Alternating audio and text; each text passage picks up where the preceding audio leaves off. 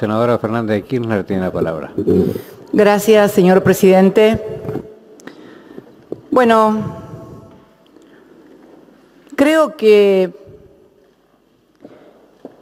varios senadores y tal vez algunas legisladoras que tenemos cierta antigüedad en estas lides y que hemos pasado por distintos gobiernos, en distintos presupuestos, distintos debates, debemos confluir en algo y coincidir en algo. En realidad no estamos discutiendo hoy una ley de presupuesto, no una ley de presupuesto en el sentido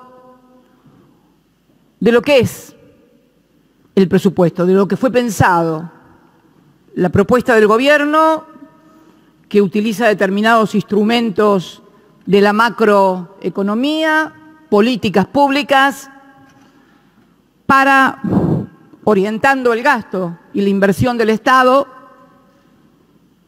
tener un modelo de desarrollo, un modelo de gestión del Estado. No estamos ante esto.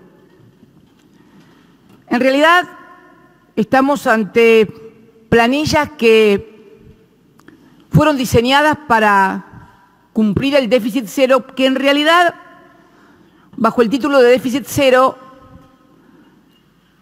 que ya lo tratamos una vez en el 2001, inclusive, como ley durante el gobierno de la Primera Alianza,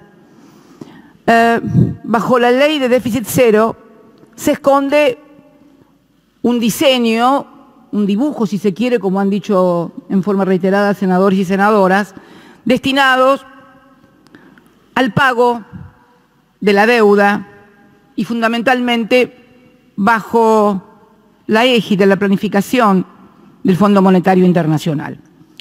Con lo cual, en realidad, no estamos tratando la ley del presupuesto, sino una ley de déficit cero. Ahora bien, además de la ley de déficit cero que se trató acá en el 2001 y que no tuvo ningún resultado, en realidad debe haber habido 7 u 8 experiencias en el mundo de déficit cero y ninguna dio resultado. La mayoría de ellas también bajo la planificación o la dirección del Fondo Monetario Internacional. Mire, señor presidente, Portugal intentó en el 99 la ley de déficit cero, Argentina en el 2000, Pakistán en el 2005, Ucrania en el 2008, Bielorrusia en el 2009, Grecia en el 2010, Italia en el 2012. En ninguno de estos países dio resultado. Algunos números. Portugal en 1999, ley de déficit cero. Tenían que llegar al déficit cero en el 2004. Fracasó. En 2004 el déficit fiscal de Portugal era del 3,8. ¿Saben cuánto era al momento de decidir el déficit cero? Era apenas de 0,4. O sea que al cabo de 5 años de haber comenzado con un déficit del 0,4 y haberse embarcado en la política del déficit cero, terminó con un déficit del 3,8. En 1999 el desempleo era del 4,3 y terminó el 2004 en el 6,6. Y como el PIB cayó, producto de la recesión, porque cayó la recaudación, la deuda pública pasó del 51% del PIB al 62%. Bien, para concluir como síntesis, las 3D, déficit, deuda y desempleo en el 2004. Hoy, Portugal, a partir de la asunción de un gobierno que llegó en el 2015, del Partido Socialista, que había salido en segundo término en las elecciones, pero mediante una inédita coalición con el Partido Comunista y con la izquierda, hoy la economía de Portugal está creciendo. La fórmula simple: decidieron incentivar el consumo a través del aumento de las jubilaciones y los salarios, entre otras medidas y políticas públicas. Ucrania o Pakistán. Pakistán intentó en el 2006, y se puso como objetivo llegar al déficit cero en el 2008. Esto es notable, el caso de Pakistán, porque Pakistán tenía superávit primario del 1,6 y llegó al 2008 con un déficit del 2,9. Allí también tuvo que intervenir el Fondo Monetario Internacional. Ucrania en el 2008 anunció déficit cero para el 2009, fracasó, pasó del 3 al 6. En fin, no hay Grecia, tal vez el caso más paradigmático y más conocido. No se conoce ningún caso exitoso, ninguna experiencia exitosa en materia de aplicar el famoso déficit cero. Y tal cual lo dijimos cuando se trató el presupuesto del año pasado, el 27 de diciembre, yo creo que hay un mal diagnóstico del gobierno de concebir al déficit fiscal como el gran problema de la Argentina. En aquella oportunidad dije que el gran problema de la Argentina, estructural de la economía argentina, era la restricción externa, la escasez de dólares para sostener en forma equilibrada y permanente la actividad, el desarrollo y el crecimiento de la economía. Este es el gran problema que tiene la Argentina, además de una economía bimonetaria, sumado además a una falta de proyecto, de modelo de inserción internacional en un mundo que vaya por la cuarta revolución industrial. No tenemos un modelo de inserción. No lo tiene por lo menos el gobierno, porque yo escuchaba hoy atentamente cuando venía para aquí al miembro informante, el titular de la Comisión de Presupuesto y Hacienda, que ponía como modelo a imitar lo que fue la Argentina del centenario. Decía, hace 100 años éramos el primer país del mundo, éramos el primer país del mundo en una economía absolutamente primarizada, agroexportadora, sin valor agregada. Y quiero recordarles a todos que se celebró el primer centenario de la Argentina bajo el estado de sitio por el grado de represión y de rebeldía que había creciente ante la miseria y la pobreza generalizada. Pero bien, se sigue insistiendo en que el déficit, y no estoy sublimando el déficit fiscal, no estoy diciendo viva el déficit fiscal, estoy diciendo que el déficit fiscal puede ser un instrumento contracíclico en etapas de recesión. De hecho, en pocos días más se va a celebrar aquí una reunión del G20. ¿Sabe cuáles son los resultados fiscales de los países y de las economías más grandes del G20? Esto es informe del 2017 del Banco Mundial. Resultado fiscal como porcentaje del PBI de Brasil, 7,80 de déficit. China, 4 puntos de déficit. India, 6,50. Arabia Saudita, también miembro del G20, 7,30. Australia, que siempre nos es presentada como un modelo a imitar y a seguir, 2,20 de déficit. Estados Unidos, 4,60. Bueno, todos sabemos que el déficit más voluminoso, tanto fiscal como comercial, es de Estados Unidos, la primera economía del mundo. Quiere decir que entonces, si la primera economía del mundo es la que tiene el mayor déficit comercial y fiscal, el déficit es un instrumento y no el problema más importante de la economía. Mire, en los países que van a venir ahora en el G20 solamente 2 son superavitarios. 2 únicamente tienen un resultado positivo en materia fiscal. Corea del Sur, claro, y Alemania. Alemania 1,10 y Corea 1,90. Recuerden bien porque esto tiene que ver también con otro tema que se escucha recurrentemente y lo escucho en todos los discursos, que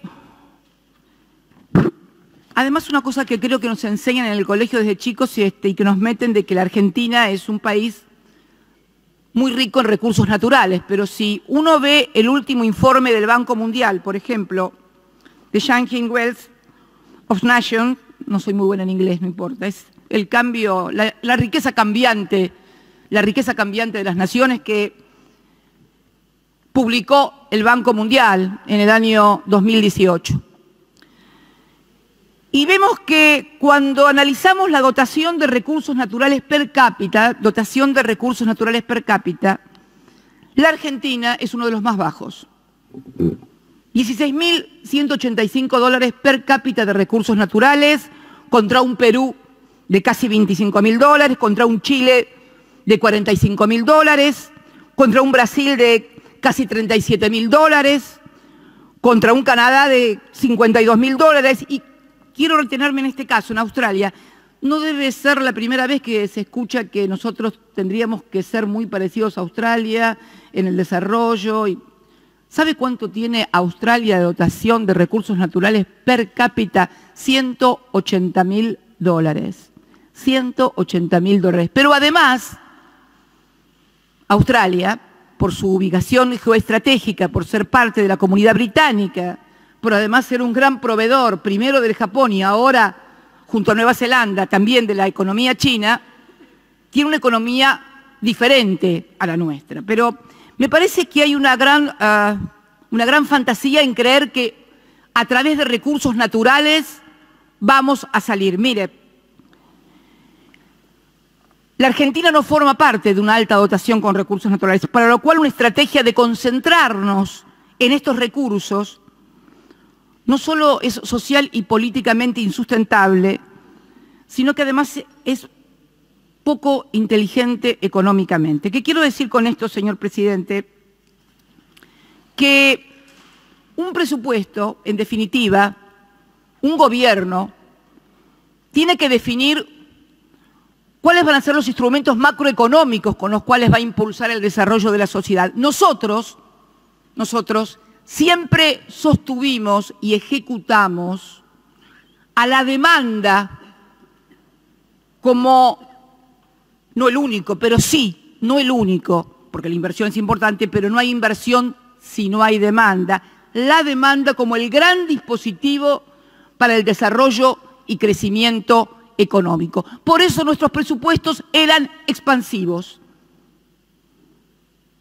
Mire, alguna vez fuimos criticados porque se decía, por ejemplo, que teníamos una vocación por los sectores humildes y alguien destacaba que había 17 millones de argentinos que recibían un cheque del Estado, en fin, etcétera, etcétera. Y hay una gran discusión hoy acerca de cómo definir a la oposición o al principal partido de la oposición, en este caso el peronismo, ¿no? Entonces hay discusiones acerca de qué es el peronismo, si de izquierda, de derecha, del centro, de arriba, de abajo. A mí siempre me han criticado algunos compañeros y compañeras por no mencionarlo demasiado al general Perón en los discursos, pero yo tengo una teoría respecto de los dirigentes peronistas que lo mencionan demasiado a Perón. A mí cuando los dirigentes peronistas tienen responsabilidades de gobierno, más que hablar de Perón, me gusta que hagan las cosas que hacía Perón. Me fijo más en esas cosas que en la repetición de las cosas. Y mire, leyendo, hoy escuchaba a la senadora por el Chaco, del modelo argentino para el proyecto nacional, sobre esta cuestión que estamos discutiendo del presupuesto, de la inflación, porque el otro gran problema que hay, que tiene la Argentina seguramente, es la inflación. Y algunos creen que la inflación es por el déficit fiscal o por emisión. Bueno, veamos qué decía el león herbívoro, ¿no? El que vino después del exilio, de los 8 años de exilio, que venía descarnado, según sus propias palabras. Un león herbívoro, como se definía, y hablando de animales también es bueno recordar que, por ejemplo, las yeguas también son herbívoras. Bueno, el león herbívoro decía: es evidente que las recetas, entre comillas, internacionales que nos han sugerido bajar la demanda para detener la inflación no condujeron sino a frenar el proceso y a mantener o aumentar la inflación. Repito, las recetas internacionales que nos han sugerido bajar la demanda para detener la inflación no condujeron sino a frenar el proceso y a mantener o aumentar la inflación. Este es el Perón que le habla al Parlamento argentino cuando presenta el modelo nacional para el modelo argentino para el proyecto nacional. y presenta en la parte que habla de régimen económico, habla de estas cuestiones. Mire lo que dice. En esta cuestión, en la inflación, no se acertaba con la solución adecuada. Por épocas se bajó la demanda pública a través de la contención del gasto, olvidando el sentido social del gasto público. Déficit cero. Achicamiento del gasto público. En otras épocas se bajó la demanda de las empresas a través de la restricción del crédito, olvidando también el papel generador de empleo que desempeña la expansión de las empresas. Tasas positivas por las nubes que impiden y destruyen el crédito y las empresas no pueden invertir, lo que nos está pasando ahora. Y en otras épocas se bajó la demanda de los trabajadores mediante la baja del salario real. Todo eso junto está sucediendo hoy en la Argentina. Restricción del gasto público, inexistencia del crédito por tasas positivas imposibles y salarios destruidos y pulverizados. Y sigue, pero como al mismo tiempo no se adoptaban las medidas para que todos participaran en el sacrificio, en definitiva fueron las espaldas de los trabajadores las que soportaron el peso de estas políticas de represión de demanda para combatir la inflación que el país aceptó y que repitió, aunque su ineptitud quedó bien probada por la propia historia. Es esta una experiencia muy importante derivada de nuestro proceso y puesto que necesitamos evitar la inflación para seguir adelante con auténtica efectividad, debemos tenerla permanentemente en cuenta. Creo que es importante entender que no se sale de la recesión ajustando el gasto público. Al contrario, lo que vamos a hacer con este presupuesto es profundizar el sufrimiento de la sociedad argentina. Pero ¿sabe qué, señor presidente? Va a ser además un sacrificio inútil. Yo he visto que, y he escuchado además que todos hablan de la necesidad de sacrificarnos. El problema es que todos los que hablamos sentados en estas bancas de la necesidad de sacrificarnos, no somos precisamente los que nos sacrificamos. Ninguno de los que estamos sentados acá tenemos autoridad moral para decirle a la gente que tienen que sacrificarse para salir adelante. Estamos todos bien vestidos, bien comidos, manejamos, nos traen en auto, viajamos en avión. Nosotros vamos a dirigirnos a la gente para decirle que se tienen que seguir muriendo de hambre o no tener trabajo. Y que eso es el sacrificio, pero además, ese sacrificio va a tener resultado. Todos sabemos que no es así. Todos sabemos que la recesión se va a profundizar, que es necesario, señor presidente, señores legisladores y legisladoras, tomar políticas públicas activas. Miren, en estos días, porque además yo no voy a hablar de las pequeñas y medianas empresas, de las pymes que están destruidas. Hoy el senador Fuenti, es importante este tema de esta empresa tan importante, la empresa multinacional Arcor, una multinacional argentina de alimentos que además tiene fama, parece que bien ganada, de estar muy bien administrada. Por lo tanto, es una importante leading case para ver cómo funcionan los modelos con presupuestos como los nuestros, que eran expansivos y que creían en la demanda, y lo que fue el primer presupuesto de ustedes, el de 2016, donde redujeron impuestos, porque como ustedes están convencidos de que la economía se impulsa por la oferta y no por la demanda, creen entonces que bajando los impuestos los empresarios van a invertir. Bueno, esta empresa, Arcor, tiene 39 plantas industriales, 29 en el país y 10 afuera. De las 10 plantas que tiene afuera, 4 fueron instaladas o las abrieron año 2005, año 2007 y año 2008 la última. Tiene 3 que inició en Brasil 2005 y 2007, en Chile 2007, México 2008, que fue la última que abrió. Este grupo, además, miren, yo voy a mostrar el gráfico para que se vea. Hay una creencia que el grupo tuvo problemas porque bajó el consumo. No, Arcor tuvo rentabilidad operativa.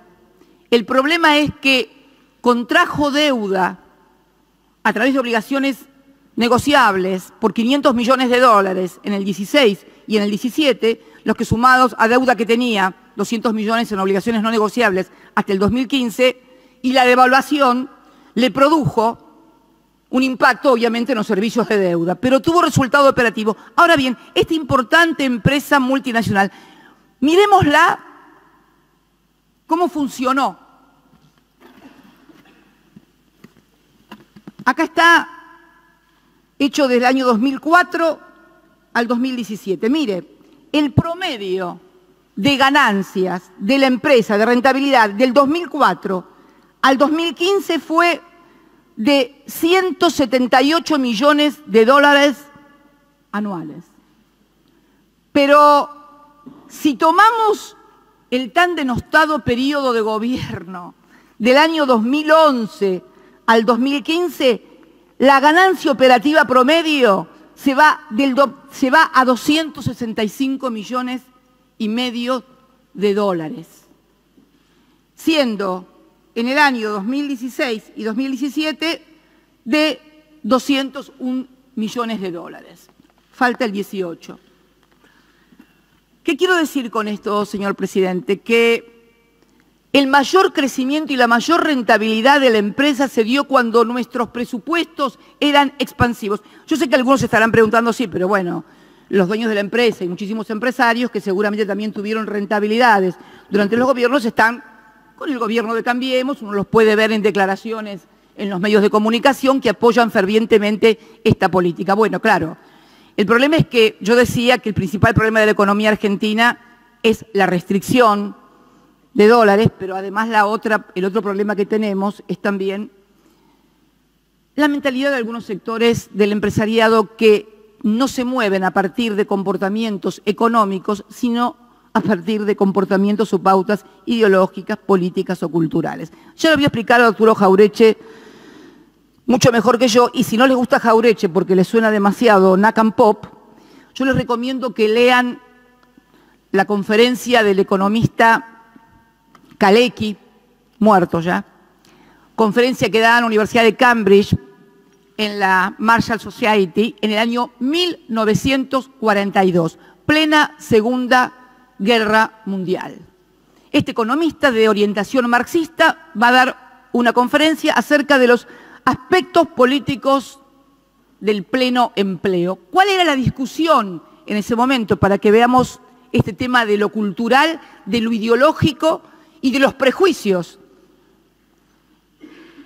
En ese momento, este economista polaco, marxista, como estaban todos aliados contra el nacionalsocialismo en Alemania y el fascismo en Italia, la discusión era el régimen del pleno empleo que había logrado el nacionalsocialismo y el fascismo en Italia, cómo había sido apoyado por las burguesías ese nacionalsocialismo y cómo el capitalismo se mostraba reacio al régimen del pleno empleo, y él analiza por qué los empresarios, pese a que aparentemente le conviene que haya un régimen de pleno empleo, porque si todos tienen empleo van a poder consumir, van a poder crecer, sin embargo, por temores y prejuicios, desechan el pleno empleo. Y da el ejemplo, por ejemplo, de Blum, la experiencia socialista en Francia, o también la oposición que tuvo Franklin Delano Roosevelt con el New Deal.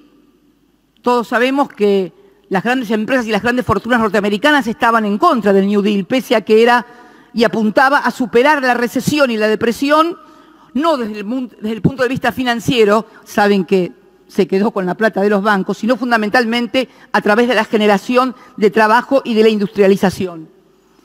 Es muy interesante porque uno puede advertir los prejuicios que hay respecto de esto y cómo un régimen de pleno empleo crea en muchos empresarios, como el régimen del pleno empleo necesita de la intervención del Estado, porque sin la inversión del sector público es imposible que haya pleno empleo. sin la inversión del sector público a través del presupuesto es imposible que haya pleno empleo. Entonces, ese pleno empleo se puede dar a través de mucha obra pública, hospitales, escuelas, rutas, etcétera, a través de subsidios. Habla Kalecki ya, mire, quiero leerlo el término que utiliza. Ya Kalecki habla en el año, para que vean que los subsidios no es una cosa que se nos ocurrió de trasnochados a nosotros, los kirchneristas, por así decirlo, los peronistas, no sé cómo quieran llamarnos, cuando habla de los subsidios que se dan a través de los servicios públicos, habla de los subsidios a los servicios públicos como salario indirecto. Año 1942, Universidad de Cambridge. No hay nada nuevo bajo el sol en materia de comportamientos y políticas macroeconómicas. Hay grandes discusiones desde hace mucho tiempo, que si la oferta, que si la demanda, que si el régimen de pleno empleo. Algunos siguen creyendo, por ejemplo, que inclusive importantes dirigentes de Alemania, me ha tocado hablar con la canciller alemana Angela Merkel en las reuniones del G20 y estar convencidos de que fue la inflación la que provocó el fenómeno de Hitler. No fue la inflación lo que provocó el fenómeno de Hitler. El fenómeno de Hitler lo provocó el Tratado de Versalles y las ruinosas y humillantes condiciones económicas y la deuda terrible que tuvo que pagar Alemania, que no la podía pagar, y entonces generó desempleo, desocupación y sí, finalmente, inflación. Pero no fue la inflación. La inflación fue el efecto. La causa fue el querer gravar a la Alemania, que había perdido la Primera Guerra, con el pago de una deuda que no la podía pagar. Y terminó en eso. Y tenemos que mirar un poquito lo que está pasando en el mundo con el surgimiento de las derechas. Porque aquel nacionalsocialismo y el fascismo utilizó a los judíos como las minorías culpables de los desastres que tenían en la economía, que no tenían trabajo, que había desocupados, eran los judíos los responsables. Las nuevas derechas y los nuevos fascismos colocan a los inmigrantes como los responsables de que los nacionales de un país no tengan trabajo. Estemos atentos con estas cosas. Inclusive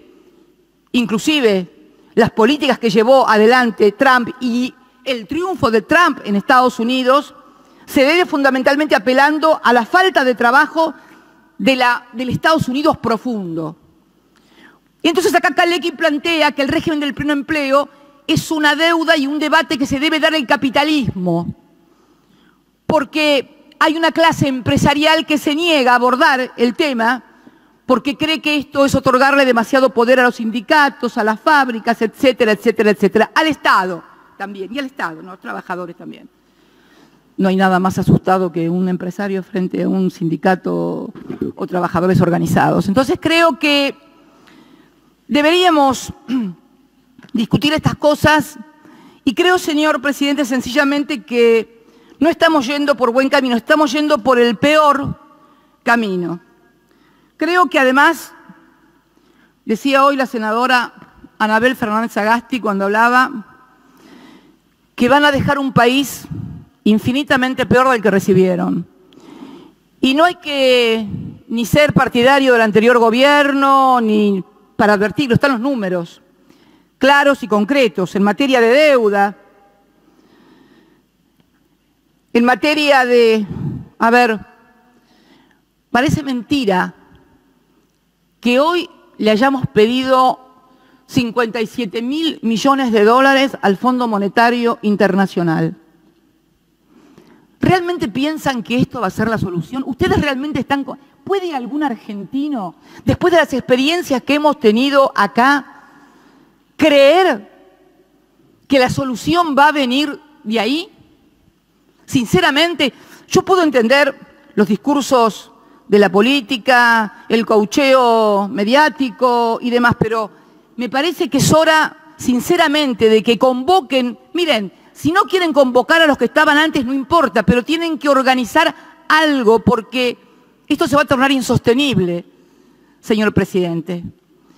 Yo creo, sinceramente, que pese a que ustedes se la pasaron hablando durante tanto tiempo de la pesada deuda, pero en realidad es como una suerte, yo los miro a ustedes como una suerte de espejo invertido.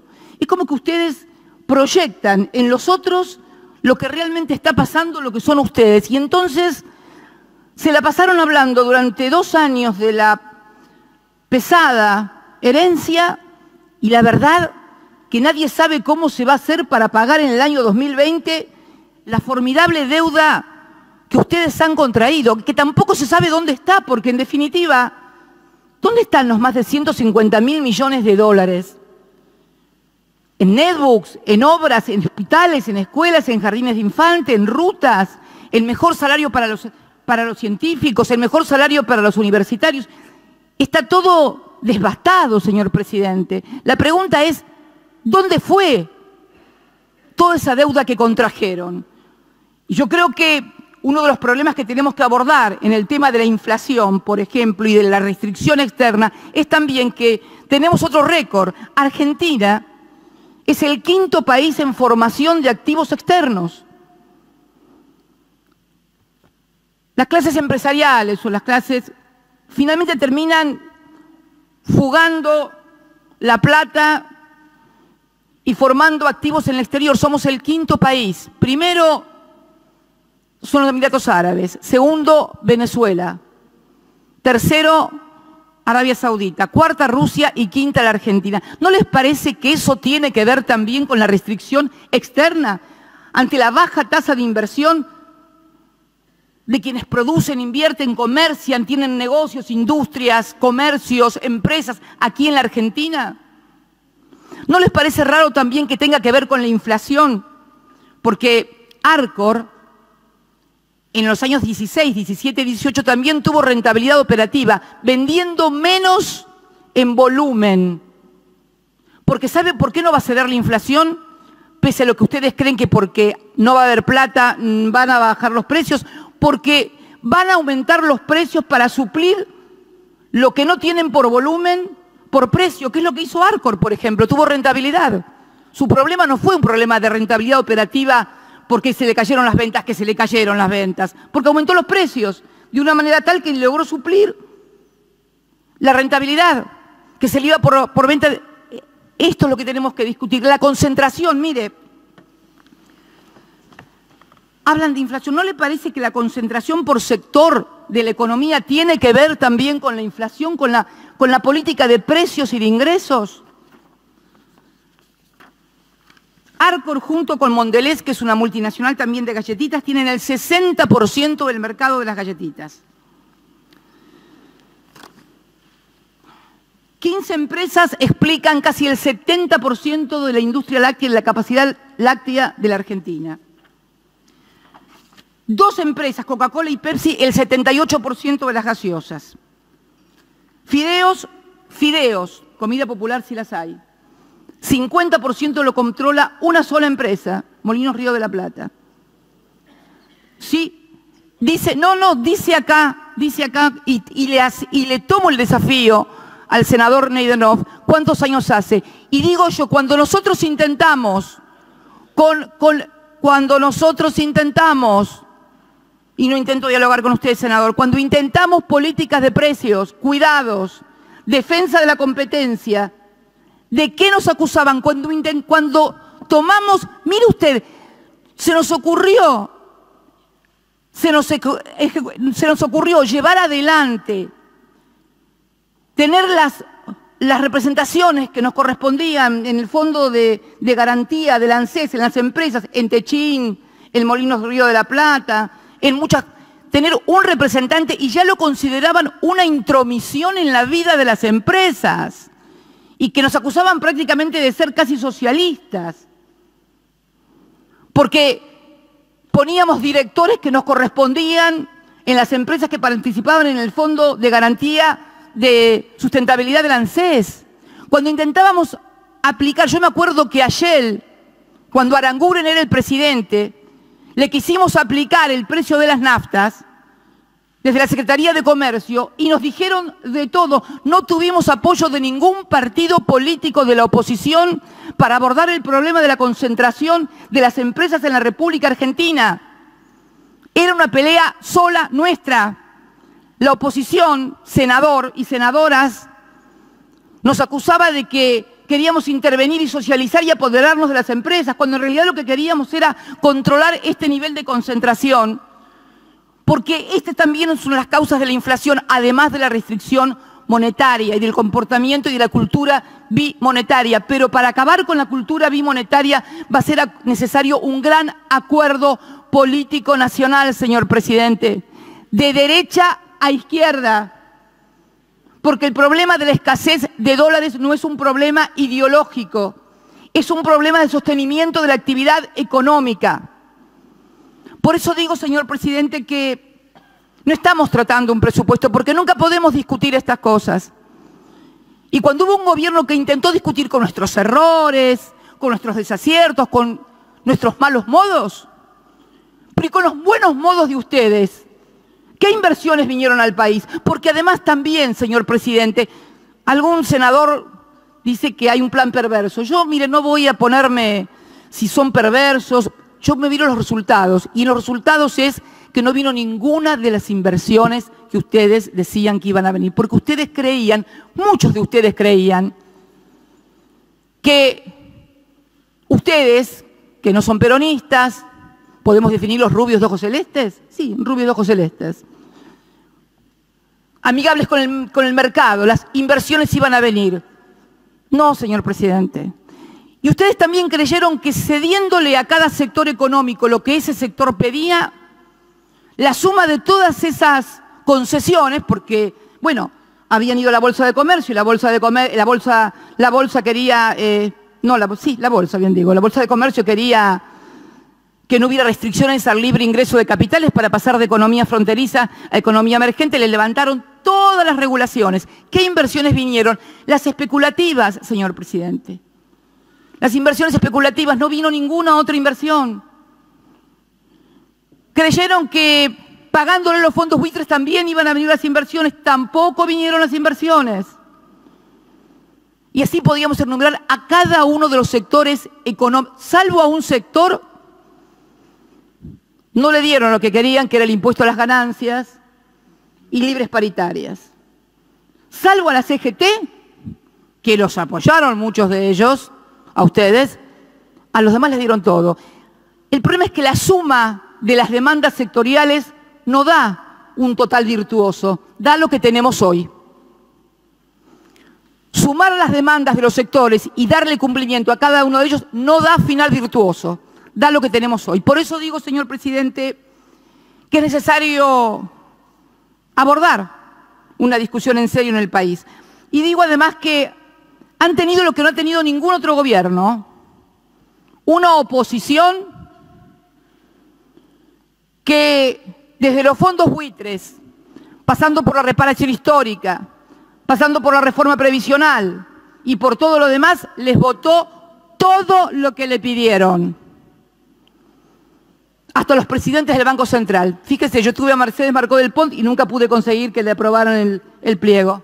Sin embargo, Adolfo Sturzenegger consiguió que le aprobaran el pliego. Mire usted, ustedes consiguieron algo que yo no pude ni con mi propia bancada. Por eso digo que, y esto tiene que ver también con algo que pasó también en la última reunión de presupuesto, cuando estuvimos el año pasado, el 27 de diciembre. Yo me acuerdo que en el discurso del senador que representa al bloque mayoritario, dijo que aún con nuestras diferencias y con nuestras visiones le iban a aprobar el presupuesto. Mire, y mire lo que decía. Y creemos que algunos rumbos, esto se pronunció el 27 de diciembre del año pasado.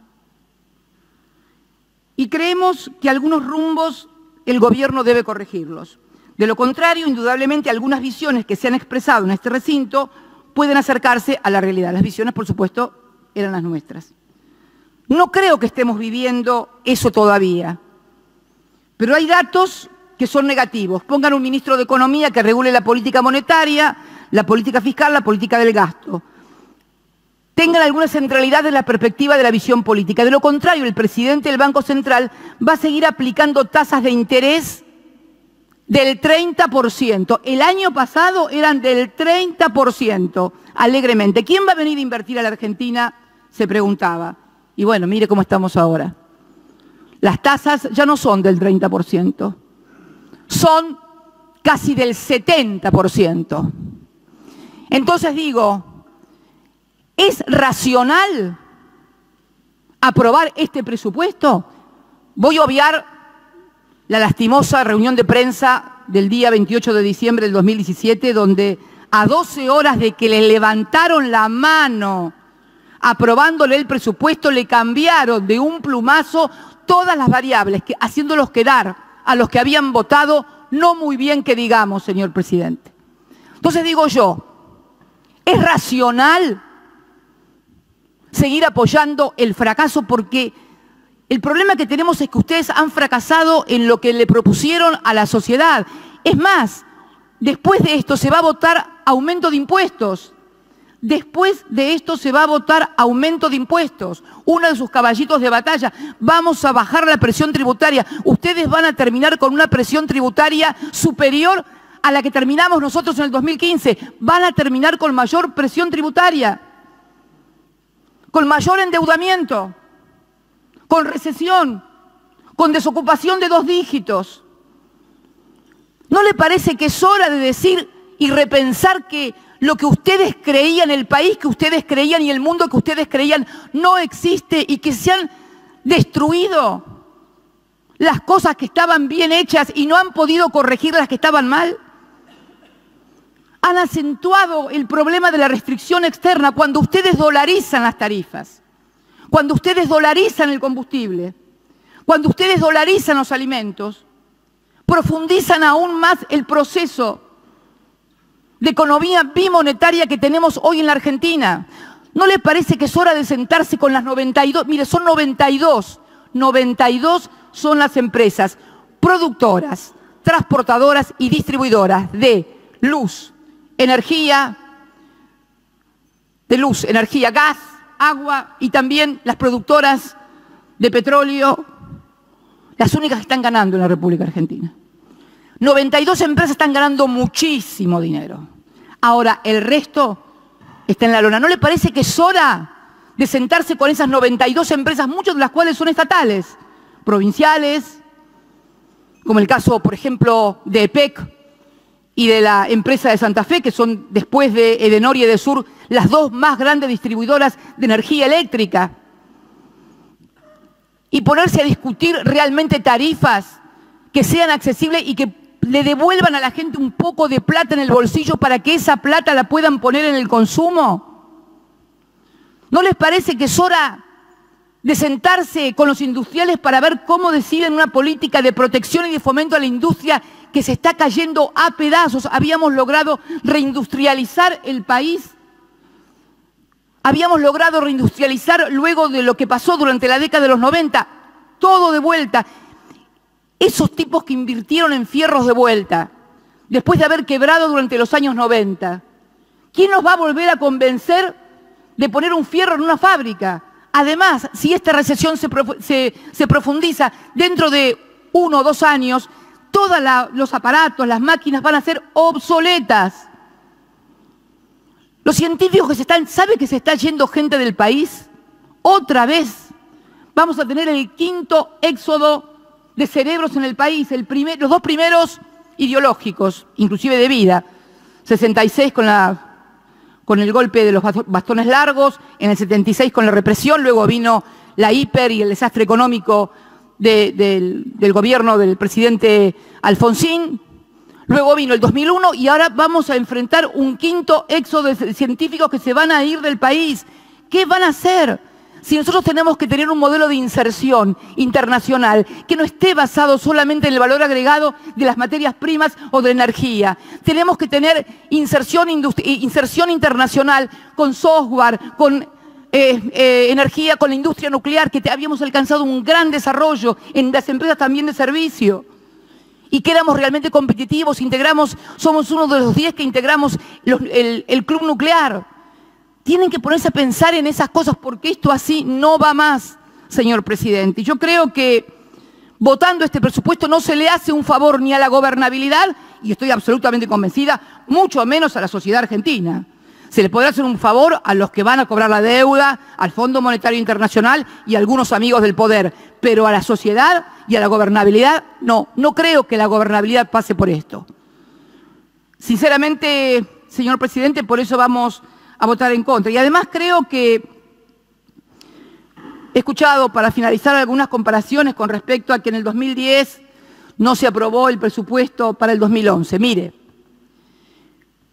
intentar comparar la situación, primero el presupuesto del año 2010 para el 2011, que era un presupuesto expansivo, de crecimiento, de inclusión, de construcción, pero además también el clima que vivía el país.